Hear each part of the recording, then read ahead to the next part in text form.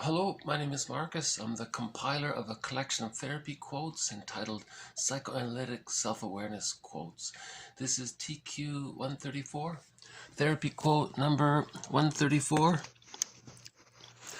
A mother's favorite son can develop an overinflated sense of himself in the world. He can grow up believing that if he can replace his father as his mother's intimate, he can successfully take on any challenge, getting anything he wants. The son feels enormously entitled. This relates to a defense mechanism known as identification with the aggressor. So remember, at birth, an extended womb is created from birth to 6 months of age, called the stage of symbiosis. Because humans come out of the womb too early, this extended womb is created from birth to 6 months. So while in the womb, the theory is the baby's needs are all automatically met. So we imagine it's as if the baby were to have thoughts about this, he may think he's like a little god. We call it infantile megalomania.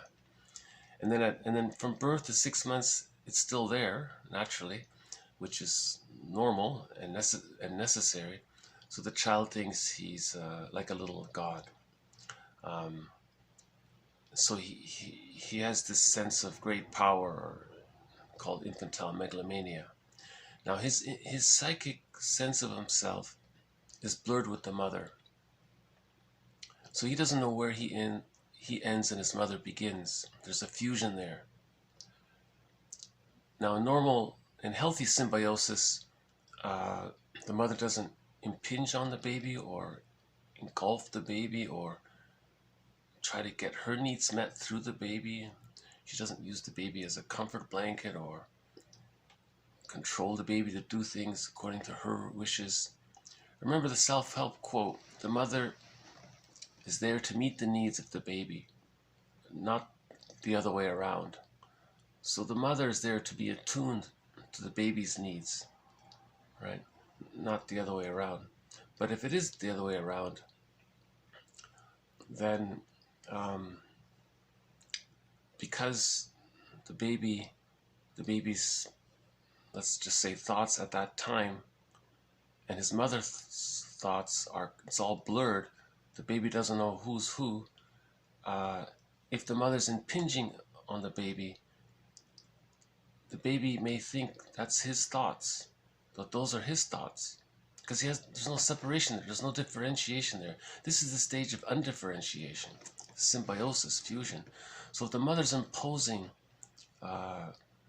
remember the Gibran poem? The mother's not supposed to do that, right? So then that's called a negative union and dyssymbiosis or negative symbiosis. And what happens, and how does the baby deal with that? He identifies with it because he thinks it's him. He doesn't know, there's no difference between him and his mother. Winnicott said there is no baby and mother really between birth and 6 months. It's just this one. From the baby's point of view, it's just him. So now combine this identification with the aggressor with his infantile megalomania. So this is the stage of infantile megalomania, magical thinking, he's all powerful, so everything's about him. And then him absorbing into his psyche, into his mind, those thoughts by the mother, her impinging thoughts, her engulfing thoughts. See, this is called Jocasta mothering, right? Where the mother is using the baby to meet her needs. And the mother may have rationalizations. And remember Virginia Satir in a previous video? Virginia Satir pleaded with the audience, pleaded.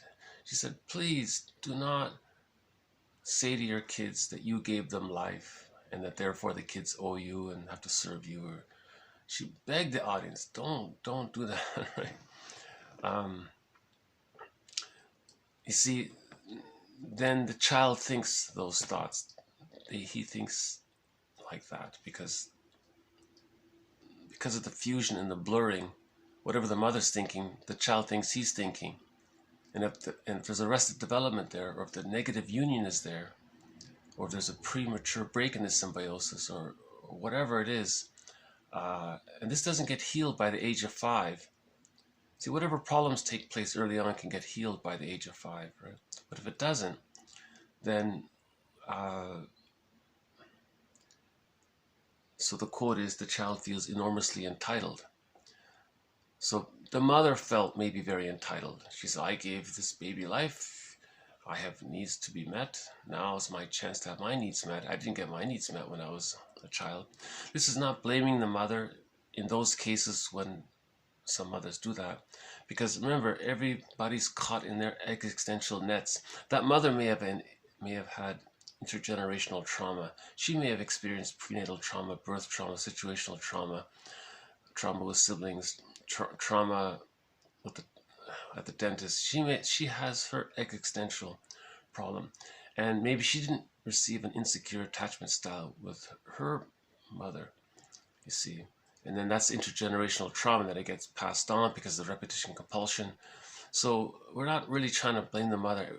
Every human is caught in their existential nets, right? We all come out of the womb too early, so that we're automatically caught right there in some kind of existential net. So we're just trying to describe why narcissism takes place, right? So the baby identifies with his mother's thoughts, thinking that those are his thoughts, right? So we're talking about the insecure attachment style where there's severe impingement by a mother who adopts the Jocasta mothering style onto the baby during those early months, right? So now he feels enormously entitled. Now, I think what needs a little unpacking here is that she's referring to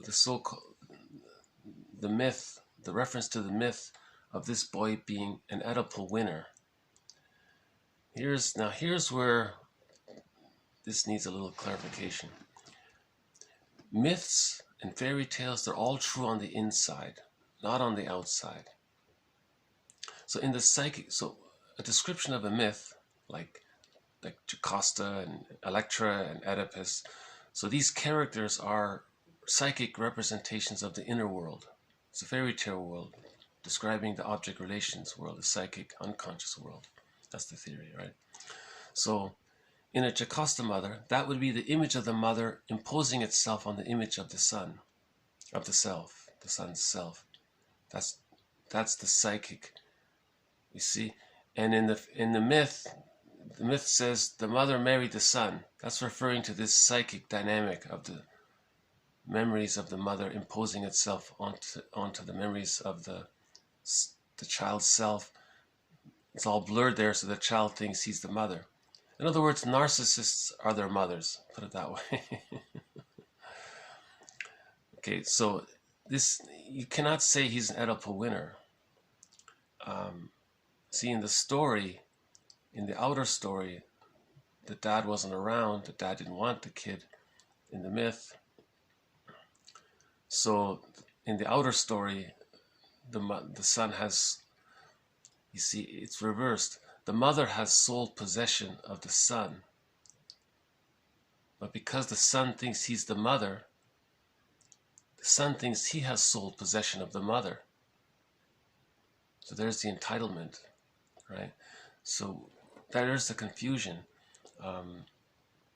The story says that, see, the story is about Jocasta married the son, but the son psychically thinks he's Jocasta. So from that point of view, he won the son. So the mother won the son. The son now thinks that he won the mother. And if he has that such power, and the father's not around, so he defeated the father, he's out of the picture. He didn't even want any part of any of this. So he's no help at this point. So then that's what the quote is referring to, that the son thinks he can do anything. Just like the mother conquered or overpowered the son, the son parroting his mother's thoughts. See, the son's real thoughts are in exile. They're way in exile at this point, right? They're very much split off and disassociated and haven't really formed. See, the child doesn't know who he is. The people with this narcissistic psychic structure don't know who they are. They only know this power model in their minds. They only know this false grandiose self. They only know identification with the aggressor. They are the aggressor now. That's all they know. They don't know the hungry, enraged, empty self, their real self that's been split off and disassociated. It's very painful to feel. So there are therapeutic models to help those with this pattern. Masterson's probably has the best model, I think. But there are others. A whole branch of psychology by a guy named Kohat was an attempt to address this. There's another guy with Spotnitz, I think. So we're talking about this. We're talking about this issue of the narcissistic pattern, right? So I hope that clarifies the narcissistic pattern, right? The mother is all powerful. She gets her needs met from her son. The son thinks that he's the mother, and he adopts her thoughts as identification with the aggressor, and he grows up thinking like that. All right, something like that. See, here's an example of where there's some confusion between forgetting that myths and fairy tales are true on the inside. That these, when you take a mythological story or a fairy tale story, that whole story represents the inner psychic object relations of a person. Remember, the unconscious ego is the protagonist, the part representation of the mother that's rejecting, okay, that's the wolf or the monster, and then the part representation of the mother that's rewarding and satisfying, that's the fairy godmother. These two characters have minds of their own, so one could be the inner critic, one could be the helpful voice, you see. And then there's defense mechanisms involved, so there's like little characters there, and these, the helping from the positive side of the mother, there can be like helpful dwarves, you see, representing that, and then the witch, the rejecting part mother, represented in the fairy tale as a witch. She can have her minions or her flying monkeys, right, and things like so you can have characters are based on these main characters. And then this whole drama is directed by Baba Yaga.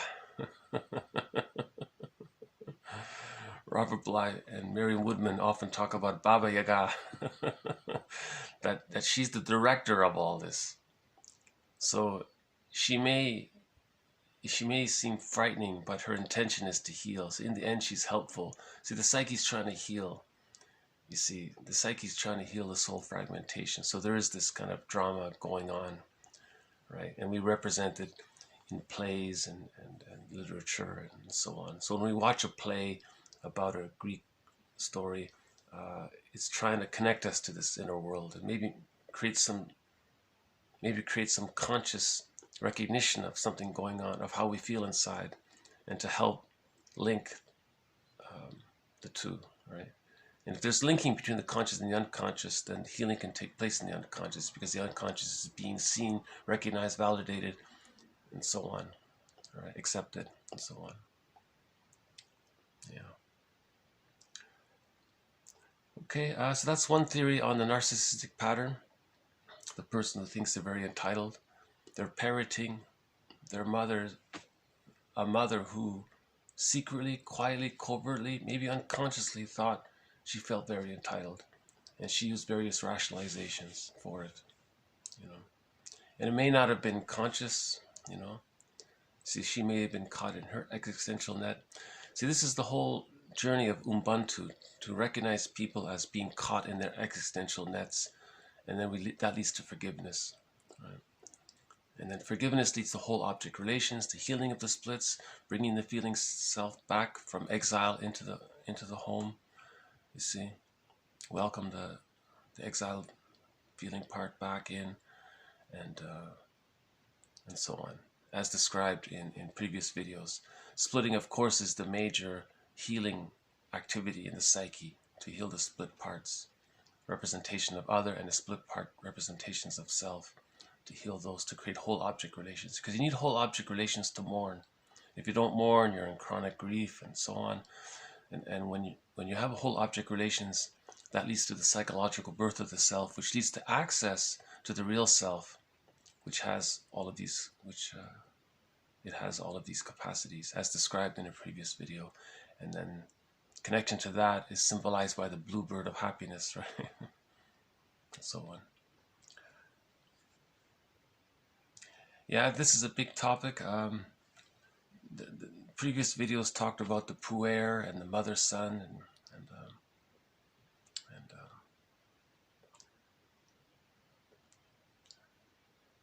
and there's different variations on this theme. Not all mother sons are maybe have this great sense of entitlement, but all those who have this great sense of entitlement are mother's sons. They are their mothers, put it that way. Repetition, compulsion, identification with the aggressor. Right? Oh, an over-identification of the self with the false identification with the aggressor.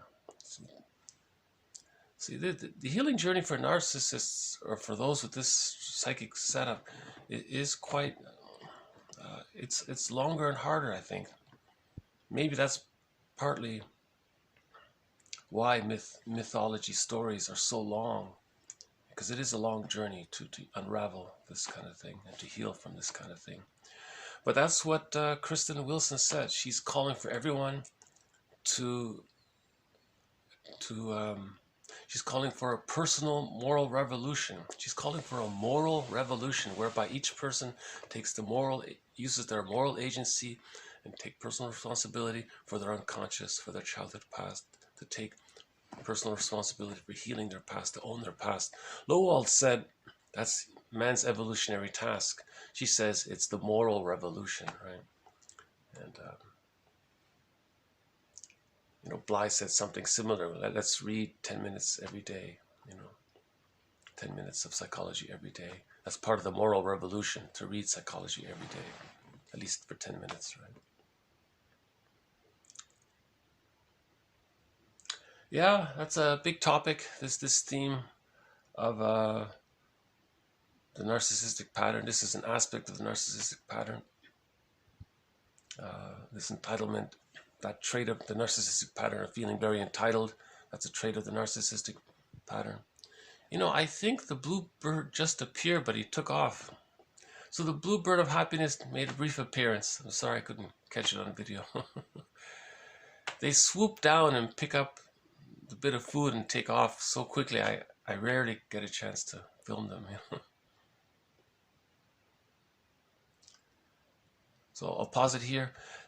Thank you very much. This has been TQ134. More to follow.